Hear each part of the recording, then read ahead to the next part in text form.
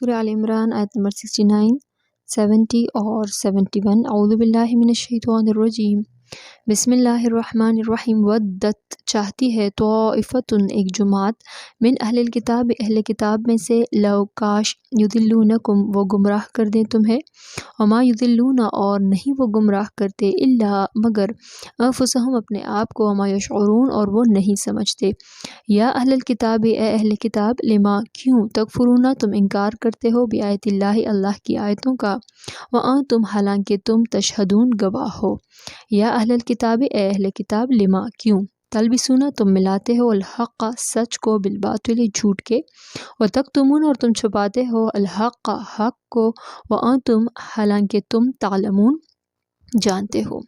ودت طائفۃ من اہل الکتاب لو یضلونکم اہل کتاب کی ایک جماعت چاہتی ہے، کاش وہ تمہیں گمراہ کر دیں، وما یضلون الا انفسہم وما یشعرون اور وہ اپنے سوا کسی کو گمراہ نہیں کرتے اور وہ نہیں سمجھتے۔ یا اہل الکتاب لما تکفرون بآیات اللہ وانتم تشہدون، اہل کتاب تم کیوں انکار کرتے ہو اللہ کی آیتوں کا حالانکہ تم گواہ ہو۔ یا اہل الکتاب لما تلبسون الحق بالباطل وتکتمون الحق وانتم تعلمون، اہل کتاب تم کیوں ملاتے ہو سچ کو جھوٹ کے ساتھ اور تم حق کو چھپاتے ہو حالانکہ تم جانتے ہو۔ یہاں پر اس آیت میں، 69 آیت میں اللہ پاک فرماتا ہے کہ یہود کی یہی کوشش رہی ہمیشہ کہ کچھ مسلمان لے کر آئے اس یہودیت کی طرف، تو انہوں نے ان مسلمانوں کی گمراہ کرنے کی بہت زیادہ کوشش کی، مگر اللہ کا رحم تھا، یہود الٹا بدنام ہو جاتے اور رسوا ہو جاتے، کیونکہ رسول اللہ صلی اللہ علیہ وسلم کے پیروکار کہاں ان کے جال میں پھنستے۔